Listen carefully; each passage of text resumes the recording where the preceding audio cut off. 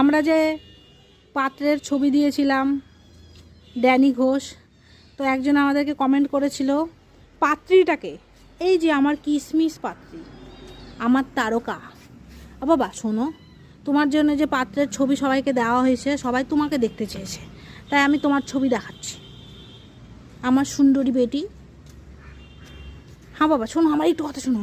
যদিও আমাদের পাত্রীর দুবার বাচ্চা কাচ্চা হয়ে গেছে, তবু আমাদের পাত্র রাজি এরকম পাত্রীকে বিয়ে করতে।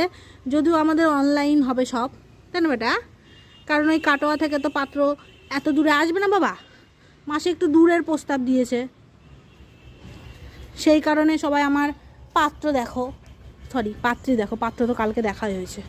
তুই তাকাবি না, একটু একটু দেখাবি না?